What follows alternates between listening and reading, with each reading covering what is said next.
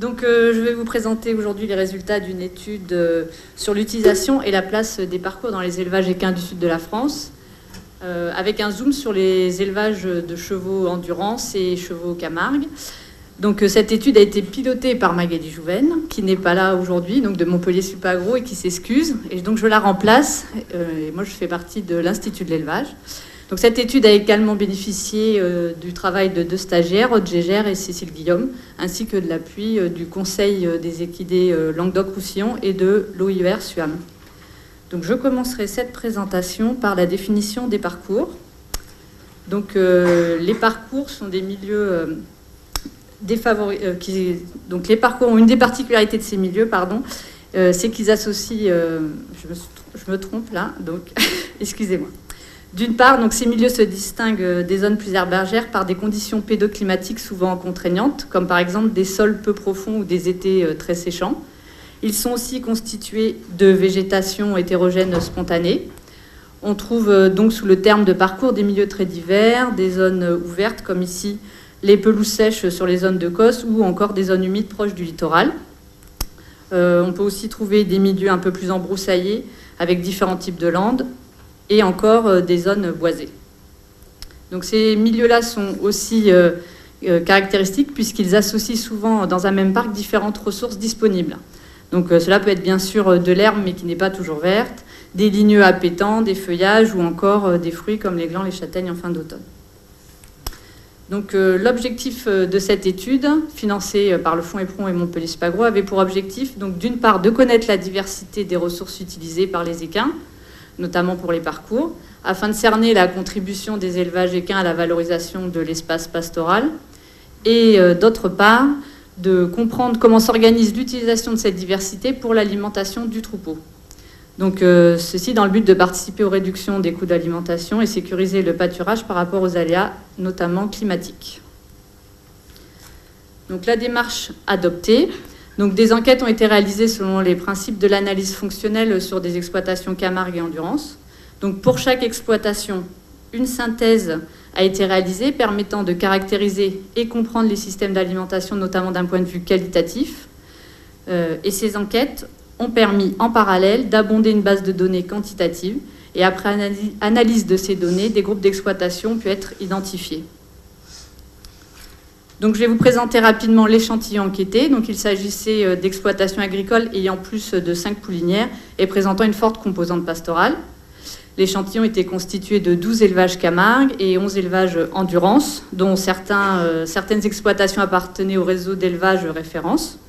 Donc, ces exploitations étaient localisées principalement dans le Gard, l'Hérault et la Lozère.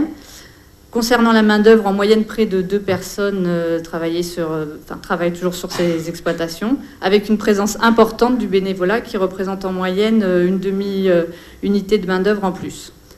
Les exploitations Camargue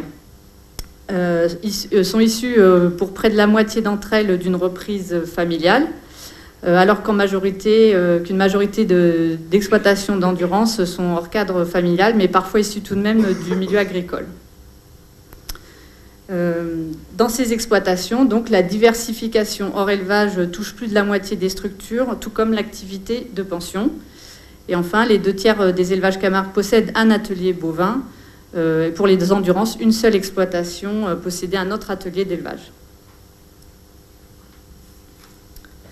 Donc, les enquêtes ont permis de recueillir des informations donc, sur les données générales sur l'exploitation, sur la composition des ressources fourragères, les ressources pastorales étant bien sûr incluses dans ces ressources, sur la composition du troupeau, avec notamment une approche par lot d'animaux, sur la conduite de l'alimentation et du pâturage par l'eau, et la sécurisation par rapport aux aléas météorologiques. Je vais aussi vous présenter rapidement une des variables quantitatives calculées qui a permis d'effectuer les tris dans la base de données. Donc, il s'agit du taux de pâturage. Donc, ce taux de pâturage a été calculé pour chaque lot selon la méthode présentée ici. Donc, il s'agit simplement d'identifier sur la durée du lot, donc ici toute l'année, la contribution du pâturage dans la ration. Pour cet exemple, donc, on voit que d'avril à septembre, le lot en question pâture à 100% puisqu'il ne reçoit ni fourrage ni concentré. D'octobre à novembre, Sa contribution au pâturage sera de 50, puis plus rien entre décembre et mars. Donc on a ainsi les 6 mois plus les 2 mois à 50%, divisé par les 12 mois de la durée du lot, et on obtient un taux de pâturage de 58%. Donc ce taux de pâturage, après, est décliné sur un taux de pâturage sur parcours et un taux de pâturage sur prairie, qui a été calculé de la même manière pour chaque lot. Et ces taux sont aussi calculés à l'échelle de l'exploitation, en pondérant les résultats obtenus par la durée des lots et leur effectif. Donc, concernant les surfaces, la surface moyenne des exploitations est de 350 hectares pour les Camargues et 240 hectares pour les Endurances, mais il y a une forte variabilité, bien sûr, au sein des exploitations, et surtout une grande diversité dans les milieux rencontrés. Donc, pour les Camargues, le camembert que l'on voit ici, donc il s'agit en majorité de parcours humides, donc à 58%, il s'agit de marais, de s'ensuir, de pré-palustres, à 22% de surface de type pelouse et bois et 20% de culture aux prairies pâturées. On peut aussi trouver parfois pour certaines exploitations jusqu'à 77% de surface fourragère principale, surtout lorsque la surface totale de l'exploitation est réduite. Pour les endurances, il s'agit de parcours plus secs, les exploitations étant situées en arrière-pays. Donc ils sont constitués à 59% de pelouse, à 22% de garrigues et landes, à 9% de bois. Les bois sont peu présents et lorsqu'ils sont présents, ils sont souvent peu utilisés. Et pour ces exploitations, il y a aussi peu de prairies dans ces systèmes. Par exemple, 3 élevages n'avaient absolument pas de prairies. Par contre, une des spécificités des endurances, c'est qu'ils disposent en moyenne d'une surface importante d'enclos qui n'ont pas de fonction alimentaire. On appelle des fois les paddocks. Donc en moyenne, il y avait 12 hectares de ce type d'enclos chez les endurances contre 1 hectare pour les Camargues. Concernant la composition des troupeaux, donc en moyenne, le cheptel est composé de 59 chevaux pour les Camargues et 41 pour les endurances. Donc ce troupeau est constitué en majorité de chevaux d'élevage. Il s'agit de jeunes, de mâles et femelles à la reproduction. Les Camargues consacrent 70% de leur cheptel aux animaux d'élevage contre 55% pour les endurances. Quel que soit le type d'élevage, les chevaux au travail comptent pour un quart. Et on compte dans les élevages endurance plus de chevaux en pension. Pour les Camargues, l'activité de pension, donc comme on l'a vu au départ, elle existe également, elle est présente, seulement elle concerne moins de chevaux. En général, on a seulement 2 à 7 chevaux présents sur l'exploitation. Donc lorsqu'on regarde l'alimentation moyenne par type d'élevage et par lot, il ressort que le taux de pâturage sur parcours est plus élevé pour les lots Camargue que pour les lots endurance. Que les lots qui pâturent le plus sont les poulinières et les jeunes en croissance. On arrive ainsi à plus de 80% de pâturage chez les Camargues pour ces 2 lots et entre 58 et 70% pour les endurances. Avec pour ces lots une majorité de pâturage sur parcours qui peut représenter jusqu'à plus de la moitié de l'alimentation pour certains. Pour les chevaux au travail, ce pâturage ne couvre qu'une partie de l'alimentation. On arrive tout de même à 50% pour les Camargues, dont la moitié sur parcours, mais avec une forte disparité selon les élevages. Et les chevaux en travail en endurance ne pâturent que durant les périodes de repos. Et donc la quantité moyenne de fourrage et de concentré pour ces lots est par conséquent plus élevée. Donc 3 groupes d'exploitation, comme je vous l'ai expliqué au départ, ont été constitués donc sur la base de la part du pâturage et de l'utilisation des parcours pour l'alimentation du troupeau.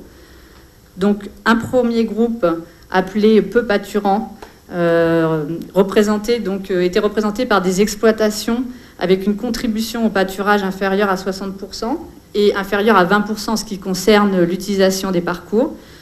Les lots les plus pâturants dans ce groupe sont les jeunes et les poulinières. Les exploitations situées dans le deuxième groupe pâturant avec parcours se distinguent par un taux de pâturage supérieur à 60% et une contribution des parcours inférieure à 60%. Ce sont aussi dans ce groupe les jeunes et les poulinières qui sont les plus pâturants. Et enfin, le troisième groupe dit très pâturant sur parcours, avec des taux de pâturage totaux et sur parcours supérieurs à 60%. Et la majorité des lots pâturent, y compris les chevaux au travail. Donc ici, on retrouve les 3 groupes avec leurs caractéristiques. Pour chaque groupe, vous avez le détail par type d'élevage, donc C, Camargue, E pour endurance. Donc on va commencer par la description du groupe P-. Donc ce groupe-là a une surface totale plus faible par rapport aux autres groupes, avec une moindre proportion de parcours. Avec un cheptel de taille proche des autres groupes, il en résulte un chargement plus élevé. L'alimentation est largement basée sur des fourrages et concentrés apportés, avec plus ou moins de pâturage sur prairie. Et le pâturage donc, sur parcours reste occasionnel et ne concerne pas tous les élevages. Les parcours sont présents, mais parfois absolument pas utilisés. Les groupes P et P+, présentent des surfaces relativement semblables. Ils comportent environ 85% de parcours en moyenne par rapport à la surface totale. Les cheptels sont légèrement plus grands pour le groupe P+, mais les chargements restent comparables. L'alimentation est largement basée, cette fois, sur le pâturage dans les deux cas, avec une distribution d'aliments conservés plus faible. L'écart, par contre, de la part d'alimentation pâturée sur parcours s'explique plutôt par une logique différente. Donc, en effet, dans le groupe P+, les parcours sont les zones de pâturage par excellence. Les prairies, lorsqu'elles existent, servent avant tout à récolter du foin. Donc, on a une meilleure autonomie, d'ailleurs, alimentaire sur ces exploitations. Et tous les animaux, y compris pension et travail, pâturent sur les parcours. Dans le groupe P, par contre, les exploitations privilégient le pâturage sur prairie lorsque cela est possible, sauf pour les jeunes qui sont conduits de préférence sur les parcours.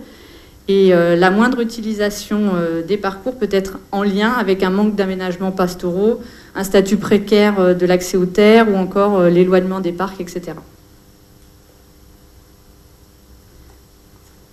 Donc, pour conclure, ce qu'il faut retenir, pâturer les parcours permet de réduire les charges d'alimentation et d'entretenir les milieux naturels.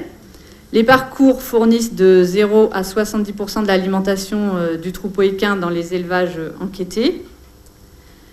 Les jeunes en croissance et les poulinières pâturent souvent beaucoup sur parcours, les chevaux travaillent plus rarement. Actuellement, les chevaux pâturent souvent en petits lots, avec des durées de pâturage très longues sur un même parc, entraînant souvent l'épuisement des ressources. Et pour pâturer plus et mieux, si on voulait pâturer plus et mieux sur les parcours, il faudrait d'une part sécuriser et répartir l'accès au parcours, réaliser des aménagements pastoraux, regrouper si possible les animaux en lots conséquents, ou adapter la taille des parcs à la taille des lots, et aussi communiquer sur la valeur et l'utilisation des parcours. D'ailleurs, dans le cadre de cette étude, une plaquette de vulgarisation donc à destination des éleveurs est en préparation. Pour terminer aussi, je voudrais juste préciser que cette étude s'insère dans un projet qui est plus global sur le pâturage des équins en Languedoc-Roussillon, étude donc, qui est menée en partenariat avec l'IFCE et l'INRA de Clermont, et qui a une dimension au niveau parcellaire, donc système et territorial. Je vous remercie pour votre attention. Merci beaucoup.